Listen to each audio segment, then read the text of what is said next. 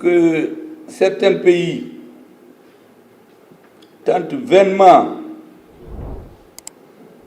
je dis, d'amener le peuple malien à se détourner de ses valeureux enfants,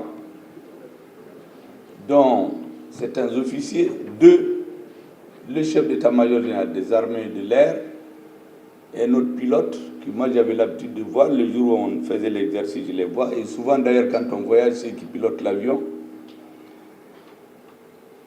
Donc certains pays déclarent ce qu'ils appellent des sanctions contre eux. Interdiction de voyager, de fermer les comptes.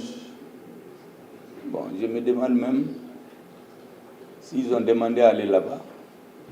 Et puis s'ils ont des comptes, en tout cas ce que je sais, je ne connais pas les autres militaires, Sadio Kamara et Assimi Goïta, ils ne demandent pas de visa entre Kati et Bamako. C'est là où il y a leur bureau. Et je ne crois pas s'ils ont des comptes aux États-Unis, à fortiori de les fermer. Donc cette histoire d'interdiction de voyage et fermeture des comptes, ça fait pleurer peut-être d'autres dirigeants, mais en tout cas pas notre président, à ce que je sache. Parce que je change avec lui sur ces questions-là.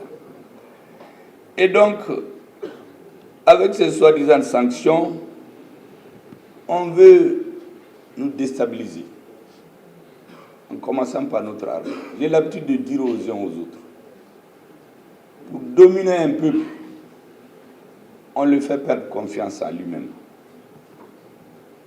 Quand un peuple n'a plus confiance en lui-même, tout le monde le domine. Mais au Mali, à un moment donné, on a failli perdre la confiance. Mais l'armée malienne a restitué aux Maliens la confiance. Après s'être elle-même restituée la confiance, d'après ce que je viens de vous dire. L'armée de l'air qui est tombée, et l'armée de terre qui est partie en l'air. Maintenant, l'armée de l'air vole plus haut, plus fort, et quand c'est nécessaire, elle tape là où il faut. Donc ça, elle a donné confiance en elle-même, elle nous a donné confiance. Toutes les grandes nations dans l'histoire de l'humanité, contrairement à ce qu'on veut faire croire aux enfants, toutes les grandes nations ont été bâties sur le modèle de l'organisation militaire. Tous les États sont forts parce que leur armée est forte et leur économie. Si vous avez une armée faible, même si vous avez une économie forte, ce qui est une bonne chose, vous pouvez vivre bien, mais quelqu'un peut se lever et venir vous occuper, vous tout retirer tout. Donc notre partenariat stratégique, comme le président le dit, que nous avons choisi librement avec la Russie, nous a amené vraiment à nous équiper auprès d'un partenaire, je dirais, stratégique, fiable et sûr. Certains ne sont pas contents.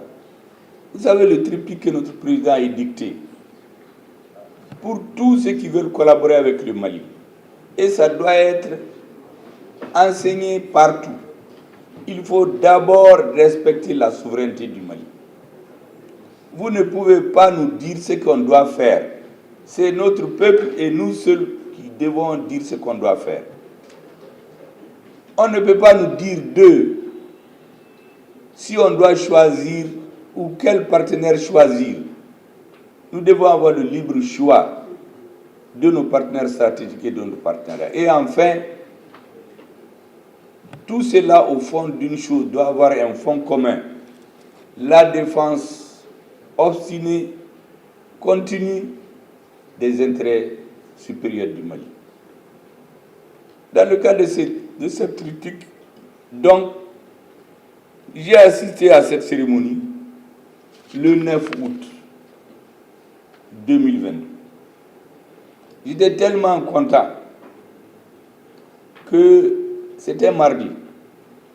J'ai même demandé au président que le Conseil des ministres de 10 heures qu'on le mette à 15 heures pour me permettre vraiment de dormir bien et vraiment profiter de cette joie. Le président a donné son accord. Est-ce que vous savez que je suis allé me coucher en toute bonne santé et j'ai demandé de me réveiller 2 heures avant le Conseil des ministres? Eh bien, mesdames et messieurs, le soir, Dieu en a décidé autrement. Je suis tombé malade et pris en charge par des médecins maliens dans une clinique malienne. Il y a certains sujets sur lesquels je voudrais dire 2 mots. Vous savez, hier 7, le gouvernement malien était à côté du gouvernement nigérien pour lui apporter son soutien. Comme c'était des militaires, tout le monde pensait au soutien militaire. En réalité, il y a le soutien politique. Les peuples se suivent. Vous savez que quand il y a eu le changement de régime, le 26 juillet, le 31 juillet déjà, nos frères de la CEDEAO se sont réunis pour prendre des sanctions. Vous savez, un homme peut faire des erreurs. Ça, c'est normal. Et quand on persiste dans l'erreur, c'est ce qui n'est pas normal. Mais les sanctions, là, on les a déjà pris contre le Mali. Est-ce que ça nous a empêchés d'être maliens? Au contraire, ça a forcé la détermination du peuple. Et ça a soudé le peuple autour des nouvelles autorités.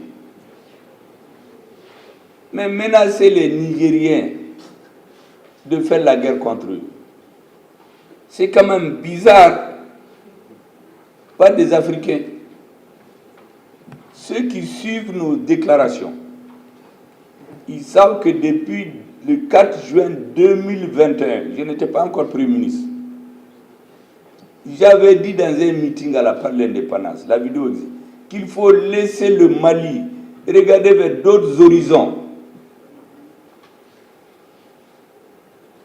Plus tard, en 2021 toujours, à Kita, il y a eu la fête du coton. J'y ai été. J'ai répondu du Tikotaka à un ministre hasardeux, dont les origines sont maliennes d'ailleurs, qui se permet d'aller dans un pays extra-africain, s'arrêter avec un autre ministre, se laisser pousser pour désobéir aux Maliens. Pour dire quoi? Que le patriotisme dont les Maliens font preuve, c'est un patriotisme frélaté. Je lui ai répondu tout de suite. Je lui ai dit, le patriotisme chez nous, il ne peut pas être frélaté. Il existe ou il n'existe pas. Le patriotisme frélaté, c'est peut-être ailleurs, en tout cas pas au Mali. Et j'ai dit ce jour-là que chaque fois que les colonisateurs veulent tuer des Africains, c'est des Africains qu'ils utilisent. Vous vous rappelez pour notre histoire, Firoun a été assassiné par des Africains en juin 1916 pour le compte du colonisateur. Pendant la traite des Noirs. Mais c'est des Noirs qui partaient attraper leurs frères pour les vendre aux négriers. Et ils n'avaient pas le courage de rentrer dans la forêt. Donc on est surpris qu'après l'échec des sanctions contre le Mali, au moment où nous avons pensé, en tout cas personnellement, que la sagesse a pris le dessus. Parce qu'il y a des présidents d'un certain âge qui analysent, notamment nos voisins. Tout le monde a compris que les sanctions ne servent à rien. Ça sert seulement à faire souffrir les peuples, pas les dirigeants. Il a été surpris qu'on reprend les mêmes erreurs. La CEDEAO, à sa création, ça s'appelait Société économique des États de l'Afrique de l'Ouest. En 1975, le Mali fait partie des fondateurs avec le Togo et le Nigeria. On n'a pas dit société politique. Mais si vous fermez les frontières, il n'y a plus d'économie. Donc, c'est contraire à l'idée qui a prévalu à la création de la CEDEAO. La CEDEAO, quand les présidents se sont retrouvés, ils se sont dit, nos économies sont complémentaires, on crée une association pour nous mettre ensemble. Mais dans les années 90, ceux qu'on appelle les présidents démocratiquement élus sont venus mettre la politique devant l'économie. Et c'est comme ça que, dès qu'il y a un pays, on n'est pas content de lui, on dit c'est les militaires. Mais lorsque ce n'est pas un militaire, il peut faire un coup d'État constitutionnel, il prolonge ses mandats, il tue autant de citoyens qu'il veut, personne n'en parle. Mais quand on dit c'est des militaires, il y a 2 morts, on crie sur les toits. Mais l'autre, sous couvert qu'il est démocratiquement élu, on tue des milliers. On utilise la justice pour éliminer ses opposants, pour priver le peuple de ses fils qui ne sont pas d'accord avec vous. Mais on ne peut pas accepter ça. Ou bien, on utilise ce prétexte pour tuer le peuple. On tue les gens, on détruit des villages, mais personne ne peut parler. Le président vient, il pleure, il va à la maison. On dit qu'il est démocratiquement élu, mais le peuple ne peut pas accepter ça. C'est pour cela que j'ai dit à beaucoup que chaque transition a sa réalité. La transition malienne n'est pas venue du fait que des militaires ont quitté les casernes pour venir prendre le pouvoir. C'est le peuple qui a dit qu'il n'est pas d'accord de continuer à mourir. Ogosago, Sobanda, la base de Ndeliman, on détruit des camps. Tout le monde on a perdu confiance. L'objectif c'était quoi? À long terme, tout le monde allait se moquer de son armée, allait se confier aux autres. C'est une nouvelle forme d'esclavage et de colonisation. Au Mali, nous avons dit qu'on n'est pas d'accord. C'est pendant des mois que les Maliens ont manifesté pour dire qu'ils ne sont pas d'accord. Ils ont dit assurer notre sécurité en temps soit peu. Chercher des armes. On nous a dit qu'on ne peut pas acheter. Même des lunettes à vision nocturne, on ne pouvait pas acheter. On sort l'argent du trésor pour 6 hélicoptères. On vient nous présenter 2. Personne ne sait où l'argent des 4 sont partis. Les 2 aussi, c'est des hélicoptères d'occasion qu'on a repeints. Ils travaillent 2 mois, ils ne marchent plus. Heureusement que nous, on les a réparés maintenant. Ils sont sur le chantier. On sort l'argent pour acheter des avions. Les Maliens, à l'Assemblée, même les opposants votent. Quelqu'un subtilise l'argent de 2 avions. Les 4, il manque des options. À l'inauguration, le président fait des discours pour dire qu'ils vont combattre l'ennemi jusqu'à ce dernier retranchement. Il se trouve que l'avion n'est pas un avion de combat. Parce qu'il lui manque des options, ça devient un simple avion de transport. On achète un avion de transport de troupes au lieu d'entraîner nos soldats dans les fosses communes. Parce qu'on a détruit un camp qui a été financé par la MINUSMA, construit par Barkhane, ça c'est le camp de Ndeliman. Et on a oublié, entre guillemets, de faire un forage. On n'a pas besoin d'être un ingénieur pour savoir que dans le désert, le premier besoin de l'homme, c'est l'eau, comme partout d'ailleurs. Comment on oublie de faire un forage? Les soldats sont obligés de sortir, aller dans les hameaux voisins. Les terroristes étudient leur mode, comment ils prennent de l'eau. Ils vont les prendre un jour, ils les surprennent, ils les éliminent. Ils prennent l'avion, le camion, ils détruisent. Au lieu des bonbons d'eau, ils mettent des bonbons d'explosifs. Ils se réhabilitent, ils vont rentrer dans le camp. Ils tuent les militaires. Ceux qui restent en vie font 7 heures de combat. L'armée ne peut pas leur envoyer des soutiens. Pourquoi? Parce qu'il n'y a pas de vecteur aérien. Les avions appartiennent à d'autres qui disent qu'ils ne les donnent pas. Mais on ne peut pas continuer dans ça. Le peuple a dit qu'il n'est pas d'accord. Et il a manifesté pendant des mois. On est allé même tirer dans les mosquées, dans les centres de culte, dans un pays où l'islamisme ne cherche que cette occasion. Ce jour-là, j'ai dit aux gens, ceux qui sont venus tirer là, ce n'est pas contre le M5, il y a autre chose de plus stratégique derrière. S'il y avait eu même un jet de cailloux, les gens seraient rentrés dans le camp, tués, tout le monde déposait les armes. On allait les filmer. Même dans le M5, on allait croire que c'était un groupe de terroristes qui se cachait là-bas. Mais c'était ça l'objectif stratégique. Sinon, ce n'est pas tirer dans une mosquée pour des gens qui prient pendant 3 jours de suite. Ça, ce n'est pas des manifestants qu'on cherche. Ils n'étaient pas en train de voler ni en train de casser. Mais nous, on a étudié tout ça. Les Maliens ont fini par dire qu'ils ne sont plus d'accord. Et ils ont posé des exigences. Ces exigences-là, en gros, il y en a 5. Premier, le départ du président. Le président est parti comment? Mais c'est les militaires maliens qui ont parachevé cette lutte-là. Sans ceux-là, le président n'allait pas partir, on allait faire la guerre civile ou le désordre au Mali. Ils ont dit la lutte, il faut renforcer l'armée.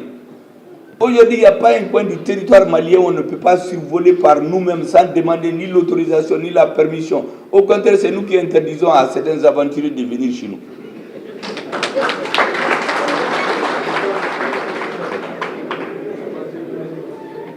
Même si la guerre continue, une guerre, elle est partout. Mais on a les moyens aujourd'hui. Comme je dis souvent, ça fait rire les gens. Je dis c'est notre armée qui terrorise les terroristes. Comme le disait un homme public français. Donc l'armée est là. Le président est parti, l'armée est là. On dit les réformes. Le président vient d'adopter de promulguer la nouvelle constitution. Mais c'est la mère des réformes. On a dit les assises nationales pour écouter ce que les Maliens disent. Aujourd'hui, même le président, c'est le référentiel dans tout ce qu'il fait. Les Maliens ont dit qu'il faut que l'or brille pour le Mali. Le président a ordonné l'audit du secteur minier. Et hier seulement, tout à l'honneur du Conseil national de transition, à l'unanimité, le nouveau code minier a été voté. Personne ne fera plus du Mali ce qu'il veut.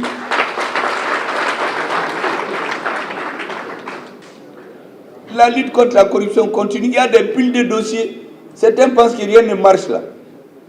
Le temps de la justice n'est pas celui des politiques. Le président a dit les règlements de compte comme dans le passé, là, on prend quelqu'un, on le met en prison. Quand les élections finiront, on le sort. Ça, c'est terminé. Maintenant, tu vas en prison à cause de ce que tu as fait. Ce n'est pas à cause de ce que tu es, mais ce que tu as fait. Les dossiers, le temps de la justice n'est pas celui des hommes. Donc la lutte contre la corruption continue. L'accord, nos frères du Nord, on est en train de parler avec eux. Cette année, on n'a pas vu de défilé d'armes lourdes à Kidal. Pour quelle raison? On est en train de discuter avec eux, parce que le pays là, c'est pour nous tous. Personne n'est plus malien qu'eux, ils ne sont pas plus maliens que d'autres. Certains ont des châteaux, ont des villas dans la banlieue de Bamako. Pourtant, ils viennent de Kidal. Mais aucun Malien n'a le droit d'aller leur dire de quitter, qui ne se passe chez eux. Parce que sur le territoire malien, tous les Maliens, c'est leur terre. Certains veulent nous pousser dans la guerre, oui, il faut faire la guerre à Kidal. Nous, on ne fera pas de guerre comme ça, là. On va intelligemment, on va gérer cette affaire-là. Ce n'est pas pour rien qu'on a lutté application intelligente. Si vous partez faire la guerre à Kidal, vous allez tuer des innocents comme ça. Mais chaque chose en son temps. Il faut faire confiance au président de la transition, au ministre de la Défense, au ministre des Affaires étrangères, en un mot, au gouvernement. Nous allons travailler avec nos frères pour que la paix revienne dans notre pays, au bénéfice de tout le monde. Donc, si vous regardez tout ce que les Maliens ont revendiqué, c'est ce que le gouvernement de transition est en train de mettre en œuvre. Donc, la transition chez nous au Mali, ce n'est pas comme ailleurs. Hein. Les gens ne sont pas sortis des casernes pour venir prendre le pouvoir. Ce n'est pas comme ça. Le peuple a dit qu'il n'est pas d'accord avec ce qui se passe. Donc il y avait une ligne politique claire. Mais ailleurs, partout en Afrique, si vous remarquez, pourquoi il y a le renversement de régime? C'est d'abord les problèmes d'insécurité. Au Burkina, il n'y avait pas de problème institutionnel. Il y avait un président élu que tout le monde a reconnu. Il n'y avait même pas de problème comme au Mali. Mais les gens continuent à mourir. Au Niger, c'est la même chose. Dans d'autres pays, c'est les coups d'État constitutionnels. Des gens modifient la constitution, ils se prennent, ils tuent des milliers de gens, personne n'en parle. Et dans un pays à côté, c'est ce qui s'est passé chez nous. Ou bien on utilise la justice pour casser tout ce qui ne vous plaise pas. Mais ça, ce n'est pas de la démocratie. Ça, on fait la démocratie ailleurs, mais chez nous, on amène la démocratie DCI, c'est-à-dire dénominateur commun international. Vous faites ce que vous voulez, vous mettez les gens en prison pourvu que le président soit apprécié par les autres. Quand l'élection finit, avant que la Cour constitutionnelle ne dise les résultats, il y a un président là-bas qui le met à le féliciter. Et puis il téléphone aux tous les autres et ça plaît à la télé pour intimider la population, pour vous dire que vous acceptez ou non, il est élu. Mais c'est au Mali qu'on voit ça, avec la démocratie DCI là qu'on voit ça. Comment est-ce que vous allez féliciter un président avant l'avis de sa Cour constitutionnelle? Mais c'est ce qu'ils ont fait au Mali. Donc partout il y a les changements de régime. C'est l'insécurité, le terrorisme, ou bien les coups d'État constitutionnels.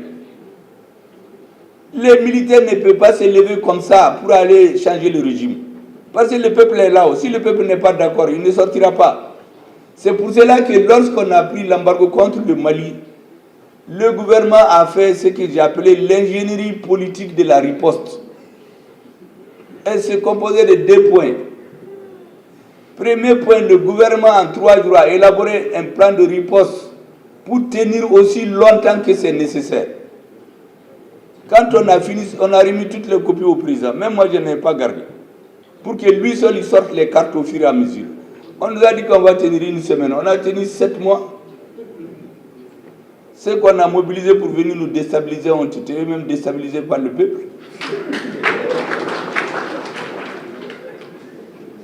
Le deuxième élément de l'ingénierie politique, c'est qu'on a dit au peuple de sortir. Le président Assimi Goïta a dit aux Maliens, sortez pour dire que vous n'êtes pas d'accord. C'est le 14 janvier. Ce n'est pas un parti qui l'a organisé. Personne, c'est le peuple ce jour-là. Moi, je suis dans un mouvement politique, il y a certains qui ont dit qu'ils ne vont pas. Mais quand ils ont vu que ça marche, ils ont allé se photographier là-bas. Le peuple est sorti, 4 millions de Maliens dans les rues de Bamako. C'est du jamais vu depuis l'indépendance. Il n'y a pas un lieu où il y a un Malien à l'extérieur où il n'est pas sorti. Mais aucun président ne peut mobiliser 4 millions en un jour, aucun pays africain. D'ailleurs, chez nous, les présidents ont été élus avec 1 800 000, 1 200 000. Cette fois, c'est plus de 4 millions. Parce qu'on m'a donné des statistiques qui vont à 5 millions. J'ai dit, arrêtons-nous à 4. À Bambo. Et c'est ce jour que le président a nommé la journée de la souveraineté retrouvée. C'est ce jour-là que le destin de la transition s'est joué. Si les Maliens n'étaient pas sortis ce jour-là, nous allions tirer les conséquences. Mais les Maliens ont dit non, il faut continuer. Et nous avons continué. Voici la situation au Mali. Elle est différente chez les autres. Mais chacun a ses problèmes. Il y a des choses qu'on applique. Souvent, on donne le même médicament pour le mouton, pour la vache, pour le chameau. Tout le monde a la même maladie. Pas du tout. On ne peut pas venir par des sanctions frapper tout le monde comme on veut. Il faut écouter les peuples. La CEDEAO a été créée pour les peuples. Communauté économique. On ne peut pas paralyser l'économie pour protéger des politiques qui n'ont pas pu tenir leur pays. Et qu'est-ce que les gens font? On veut faire un état de droit. Mais tu ne peux pas construire un état de droit en violant tout. Si vous faites quelques discours, leçons de sciences politiques internationales, vous verrez que la CEDEAO ne va que de mal en pire. Au Mali, quand il y a eu le changement de régime, c'est le président de la commission qui s'est mis à sanctionner le Mali. Dans aucun document de la CEDEAO, ce n'est pas de son pouvoir, c'est du pouvoir du chef d'État. Deuxièmement, les sanctions n'existent nulle part dans les documents de la CEDEAO. Nulle part. Troisièmement, La Convention des Nations Unies sur les pays sans littoral interdit formellement de faire un embargo contre un pays sans littoral. C'est le cas du Mali et du Niger. Ensuite, nous avons entendu les nouvelles autorités nigériennes dire qu'ils dénoncent des accords avec un pays étranger. Et puis, le régime change au Niger, c'est dans un autre pays qui a une réunion du comité de défense. Ça, c'est quoi ça? Pendant que les Nigériens se cherchent, c'est d'autres qui se réunissent, ils font une réunion du comité de défense. Et vous savez la conclusion? Qu'ils ne vont pas quitter. Et là, tu viens de ma maison, tu te dis de partir, tu dis que tu ne pars pas. Mais il faut me montrer tes papiers qui t'autorisent à rester. Parce qu'il y a quelque chose de très sérieux. Je veux que les Nigériens l'écoutent très bien. Les accords de défense qui sont entre les États, ce n'est pas entre les gouvernements. L'accord de défense a été signé par l'État français. L'État nigérien l'a dénoncé. Ce n'est pas une question de gouvernement. Dire que c'est un gouvernement légitime qui a signé, ce n'est pas ça. C'est dans les relations internationales, les accords sont signés entre les États. Ce n'est pas entre les gouvernements. Donc ils cessent de nous intimider. Et les Nigériens n'ont qu'à leur retourner les leçons de sciences politiques. Parce que les gens font du n'importe quoi. Allah a lu moi. L'article 4 des textes qui statuent le mot interdit carrément l'embargo financier ou bien se mêler des finances d'un État. Donc vous ne pouvez pas du début à la fin violer les textes et venir nous dire que c'est pour construire un État de droit. Il faut que les Africains disent non. Et nous allons continuer à dire non. Et moi, je compte sur la sagacité, l'expérience des chefs d'État africains pour que vraiment ils reviennent à la raison. Ce n'est pas la peine de venir se faire utiliser par un pays étranger pour venir enlever la communauté économique des États de l'Afrique de l'Ouest et mettre communauté politique des États de l'Afrique de l'Ouest et intimider les Africains. On ne peut pas l'accepter. Ça, c'est, mesdames et messieurs, c'est quelques mots que je voulais vous dire. Voilà les messieurs qui décident de fermer toutes les frontières. Et puis eux, ils veulent venir. Mais si vous fermez les frontières, pourquoi vous venez chez nous? Si les frontières sont fermées, c'est pour tout le monde. Et puis le Mali, ils sont allés jusqu'à sanctionner le ministre des Affaires étrangères, le président. Même pendant la guerre en Europe, on n'a jamais fait ça. Mais si vous sanctionnez le président et le ministre des Affaires étrangères, mais vous allez parler avec qui? Après, on prend des avions pour venir chez nous, un territoire qui est fermé. Mais qu'est-ce que tu viens faire là-bas? Vous avez fermé le président, vous avez sanctionné le président, vous avez sanctionné le ministre des Affaires étrangères. Ils ont fermé leur territoire. C'est vous qui avez fermé les premiers d'ailleurs. Pourquoi vous venez? Donc vraiment, il faut que les Africains arrêtent de faire les choses sur commande. Parce que ceux qui les commandent de faire ça ne font pas ça chez eux. On a fermé ici l'aéroport à un moment pour une compagnie. Mais on leur a donné 10 jours pour reprendre. On leur a dit qu'en 10 jours, s'ils ne reprennent pas, nous réservons le droit de donner à d'autres sociétés. Mais ils sont venus. Mais pendant ce temps, il y a des Africains qui continuent à dire non, non, non, nous on ne vient pas. Vous perdez plus de 2 milliards.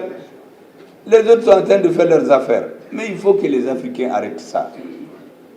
C'est pour cela que j'ai dit à des diplomates, il faut qu'ils comprennent qu'au Mali, en tout cas, je ne sais pas ailleurs, le coefficient intellectuel des Maliens, là, il est largement au-dessus de la moyenne. Parce qu'ils croient que le coefficient, là, on peut mélanger les choses et venir nous donner. Du n'importe quoi dans une marchandise, dans un emballage qui n'est pas bon. Nous, on ne va pas accepter. Il faut qu'on s'entende sur ce que nous faisons. On ne peut pas faire des choses qui sont contraires aux intérêts de nos peuples. Il faut vraiment que les Africains reviennent à la raison.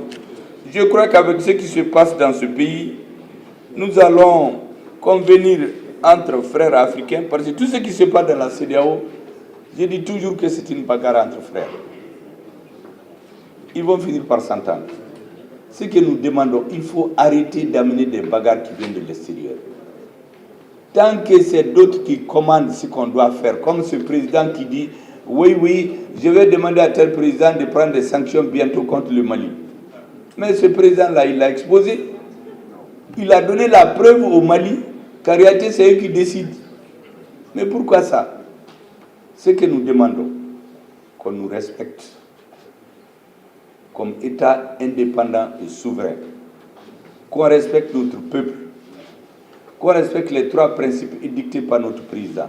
Si vous faites ça là, tous les pays sont amis du Mali. Le Mali n'a aucun pays ennemi. La preuve, il y a eu des problèmes ici. Est-ce que des Maliens s'en sont pris à des étrangers? Jamais. Parce qu'on n'a aucun problème avec les citoyens étrangers. C'est des gouvernements qui étaient habitués à taper les présidents dans les épaules, lui dire qu'ils sont démocratiquement élus, ils mettent les carrosses, ils sont entre les chevaux, sur les Champs-Élysées. Mais ça, c'est terminé. C'est le peuple malien qui va donner des notes désormais à son président, et non pas l'extérieur. Comme ce président, tu n'as pas de courant, tu n'as pas d'eau, tu n'as pas d'électricité, et on dit que tu es président, c'est qui? Tu n'es président chez personne, parce que le peuple n'en veut plus. Certains pensent que c'est l'apologie des coups d'État. Non, c'est l'apologie de la prise en compte des intérêts supérieurs du peuple.